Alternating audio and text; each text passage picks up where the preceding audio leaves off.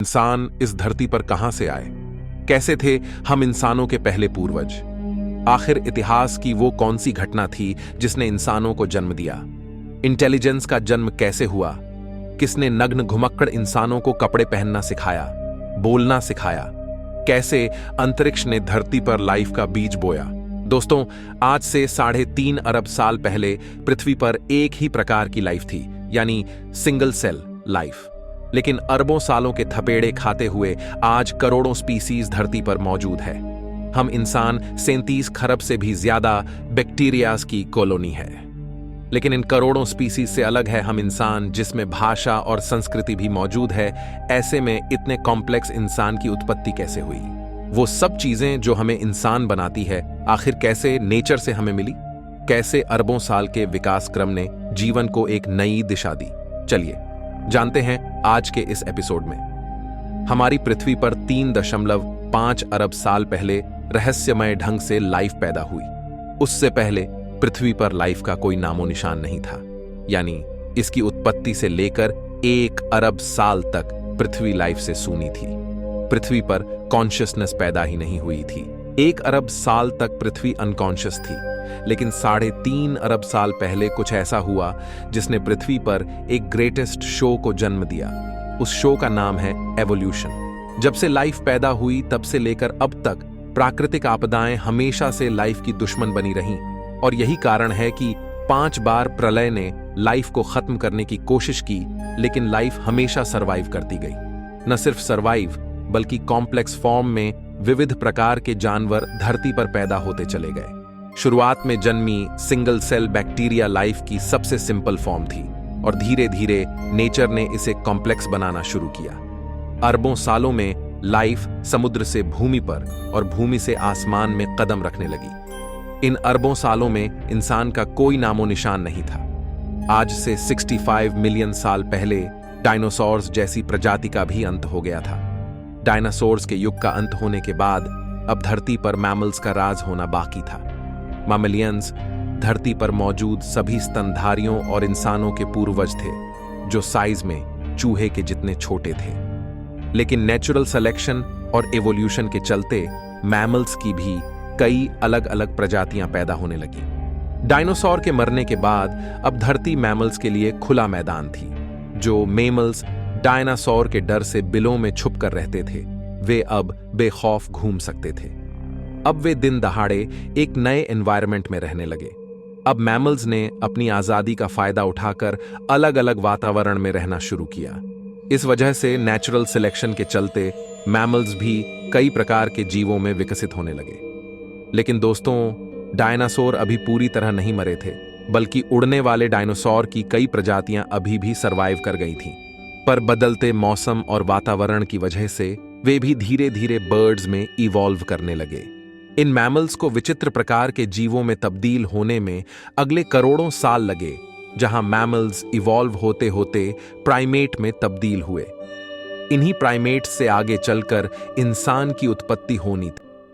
आमतौर पर हम प्राकृतिक घटनाओं से डरते हैं, लेकिन आज से 70 लाख साल पहले एक ऐसी प्राकृतिक घटना हुई जिसके लिए हम प्रकृति के शुक्रगुजार हैं, क्योंकि आइस एज की उस घटना ने इन प्राइमेट को मजबूर किया अपने पैरों पर खड़े होने के लिए।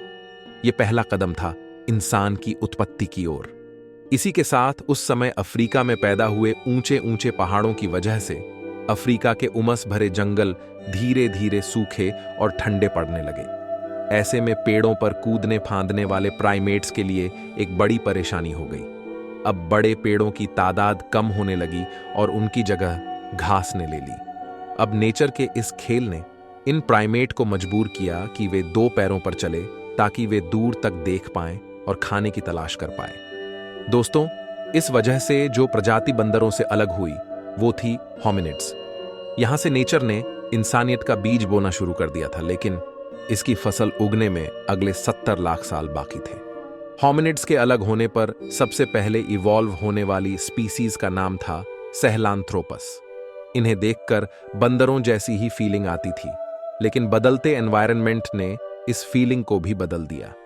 अगले कई मिलियन सालों में सहेलांथ्रोपस पेड़ की शाखाओं की तरह अलग अलग ब्रांचेस में इवॉल्व हुए, जैसे आर्डिपिथेक्स ऑस्ट्रेलोपिथेक्स, पैरांथ्रोप्स और अंत में फाइनली होमो, जो लगभग 24 लाख साल पहले उत्पन्न हुए थे।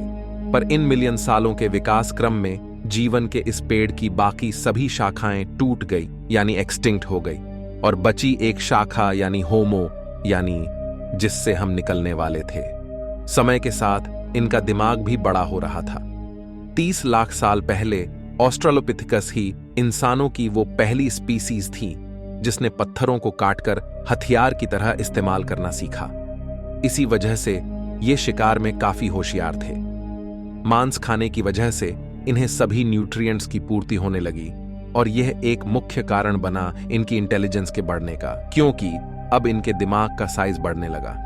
इस तरह आज से तकरीबन 20 लाख साल पहले होमो जीनस की उत्पत्ति हुई, और इस जीनस की पहली स्पीसी थी होमो हैबिलिस यानी हैंडीमैन, जिसने पत्थर के औजारों को और मॉडिफाई किया।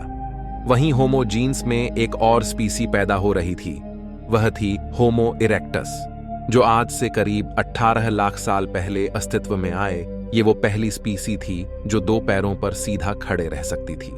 अपने पैरों पर खड़े होकर इसी स्पीसी ने नेचर की जिम्मेदारी को संभाला, और इन्होंने सबसे पहले आग को कंट्रोल करना सीखा। यानी हम कह सकते हैं कि आग का आविष्कार आज से 18 लाख साल पहले हुआ। लेकिन अपने आप आग की खोज कैसे हुई?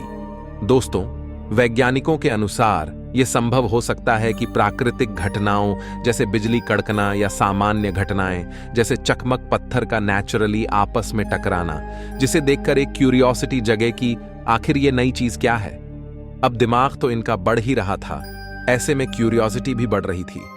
होमो इरेक्टस और अन्य प्रजातियों को जानवरों का शिकार करना या उससे बचने के लिए एक नई चीज मिल गई थी, वो थी आग। जानवर जो आग से डरते हैं, और इसके प्रयोग से होमो इरेक्टस को एक एडवांटेज मिला कि वो आग का प्रयोग कर खाना भी पका सकता है और जानवरों को भगा सकता है।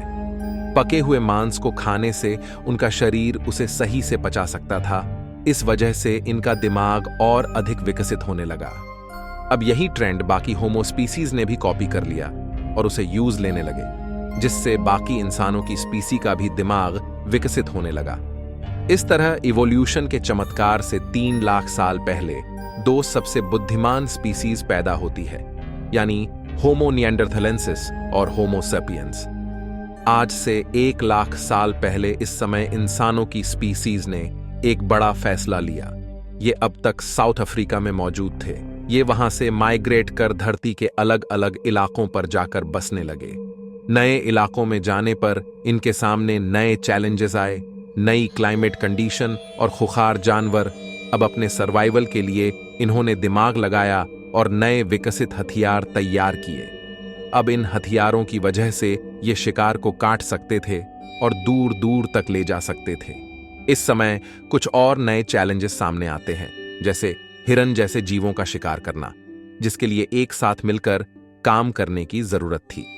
और इस तरह टीम वर्क में काम करने के लिए एक नए आविष्कार की जरूरत थी, वो थी भाषा।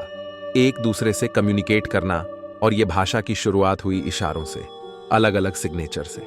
यह भाषा की शुरुआत थी जिसे प्रोटो लैंग्वेज कहा जाता है। अब लैंग्वेज जैसी एक नई चीज आने से इन ह्यूमंस ने उसका खूब प्रयोग करना शुरू किया।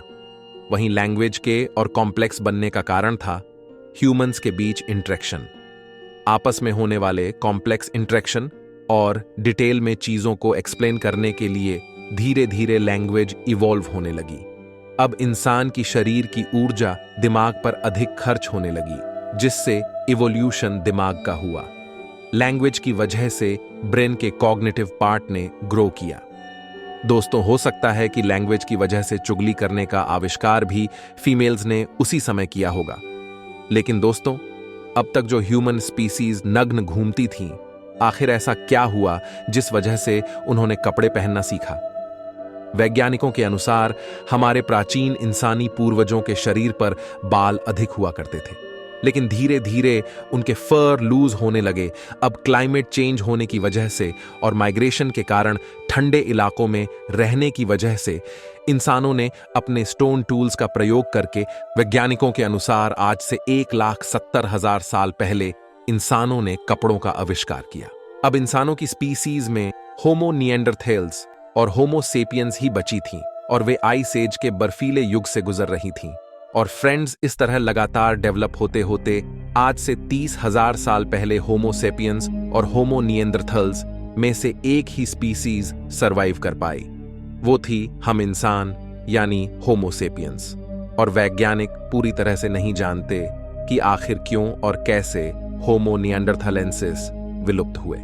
इस वक्त तक आइस एज का युग जारी था, जो आज से 10,000 साल पहले जाके खत्म हुआ। लेकिन मॉडर्न ह्यूमंस किसी तरह हिम युग की कड़कती ठंड को सरवाइव कर गए, पर इधर उधर घूमते रहने की वजह से अब उनके लिए खाने की समस्या होने लगी। इसलिए आज से 10,000 साल पहले एग्रीकल्चर यानी खेती की शुरुआत हुई और अब ह्यूमंस के पास अपनी जिंदगी में काफी फ्री टाइम मिलने लगा, क्योंकि उनकी बेसिक नीड पूरी होने लगी। फिर खाली दिमाग बना शैतान का घर, और हमारे शैतानी दिमाग ने खाली टाइम में कई चीजों का आविष्कार किया, जैसे कि खाने को स्टोर करने के लिए गड्ढे बनाए, जिसके लिए स्पिनिंग व्हील बनाया गया। अब इंसानों के पास रात में खाली टाइम मिलता था, जहां वो अपनी वाइफ या गर्लफ्रेंड से लड़ने के बाद रात के आसमान को निहारने लगे। और आज से 2,500 साल पहले एस्ट्रोनॉमी का विकास हुआ। इस तरह लिखना, चित्रकारी करना, फेस्टिवल्स और फन लविंग लाइफ जीते जीते पिछले 5,000 साल में हम मॉडर्न ह्यूमंस आज इस टेक्नोलॉजी के जमाने में आ चुके हैं। लेकिन दोस्तों, इवोल्यूशन अभी रुका नहीं है, बल्कि इवोल्यूशन हमेशा चलता है। आज भी हम इंसान इवॉल्व हो रहे हैं। जैसे नाखून बढ़ते हुए हमें दिखाई नहीं देता, लेकिन लंबे समय बाद वह काफी बड़ा हो जाता है। इस तरह इवोल्यूशन की प्रक्रिया काफी धीरे होती है और आगे आने वाले मिलियन सालों में न जाने हम इंसान किस रूप में बदल जाए। आज हम ऐसी कई परिस्थितियों से गुजर रहे हैं जो हमें लगातार शेप कर रही हैं। जिस तरह भूतकाल में हम इंसानों की कई विचित्र प्रजातियां थीं, उसी तरह हो सकता है हम इंसानों की और भी कई विचित्र प्रजातियां पैदा हो जाएं। आज हम जीवन के लंबे इतिहास को जानते हैं कि किस तरह जीवों का विकास हुआ, लेकिन एक सवाल अभी भी वैज्ञानिकों को परेशान करता कि आखिर लाइफ की शुरुआत कैसे हुई, किसने पृथ्वी के गर्भ में लाइफ का बीज बोया। यह एक बहुत बड़ा रहस्य है। लेकिन कुछ वैज्ञानिकों के अनुसार 4 अरब साल पहले लाखों एस्टेरॉयड की वर्षा में उन्हीं एस्टेरॉयड्स